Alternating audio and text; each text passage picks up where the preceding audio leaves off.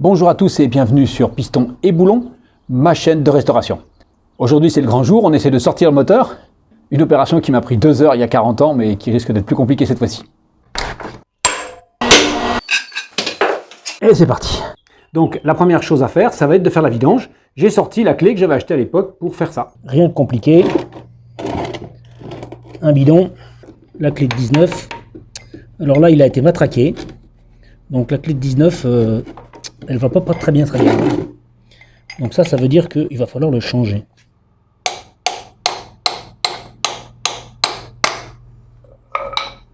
Je vois que ça a été abîmé. Ah bah, on est mal, hein. Ouais, c'est ça. On est très mal. Donc ça semblait être le truc le plus simple du monde. Et vous voyez, ça commence très mal.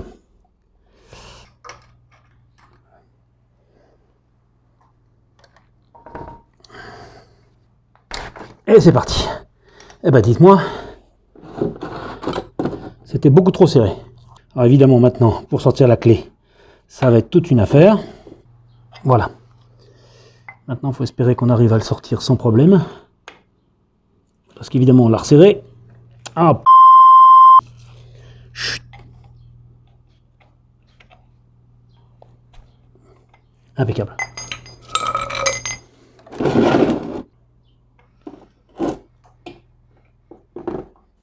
C'est bien noir, hein.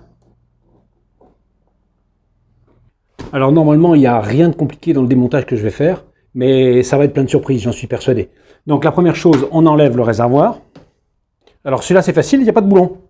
Il y a une patte derrière, et il se défait vers l'arrière. Il suffit d'enlever soit le robinet, parce que là c'est vide, soit simplement les durites, et puis voilà. Pendant que j'y suis, je vais quand même enlever la selle. Donc ça, c'est pas compliqué, c'est fait. Enlever les échappements.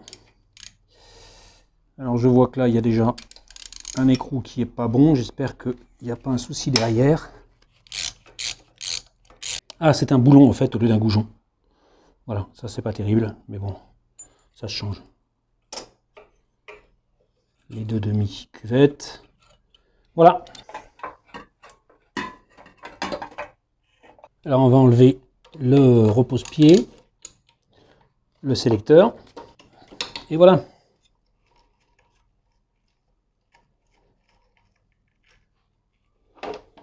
C'est plein d'huile, il y a une fuite, hein.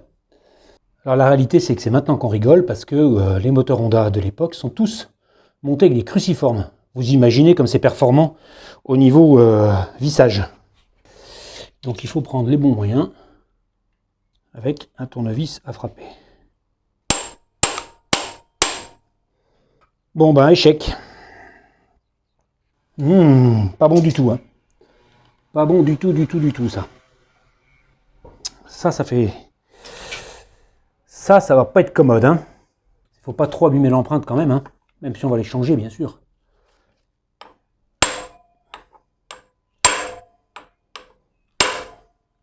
Je sais même pas si à part abîmer l'empreinte, je fais quelque chose.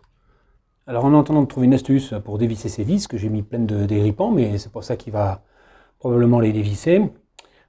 J'ai démonté les filtres à air, parce que ça c'est rien du tout. Et puis je vais sortir les carbus et la pédale de frein. Alors quand on a sorti les filtres à air, les carbus c'est assez simple. Il y a une petite vis ici. Et puis je pense qu'il y a une petite vis pour la liaison du papillon de starter, voilà, qui est derrière. Normalement il y a un système qui empêche de tourner, mais bon. Ça c'est fait. Donc maintenant je pense que... Ah oui, il y a le câble d'accélérateur aussi. Alors ça je ne sais plus comment ça se sort. On va trouver. Voilà. Donc ça c'est bon, il reste le câble d'accélérateur. Donc ça va falloir l'ouvrir assez vite parce qu'il peut y avoir des sacrées surprises. Je vois déjà que les vis sont un peu matraquées, ça va être terrible. Terrible. Alors l'étape suivante c'est de défaire les connecteurs. Mais je pense que je vais quand même les nettoyer un peu pour voir les couleurs et puis faire des notations et peut-être les étiqueter. J'ai juste ça. Puis après bien sûr il restera l'embrayage.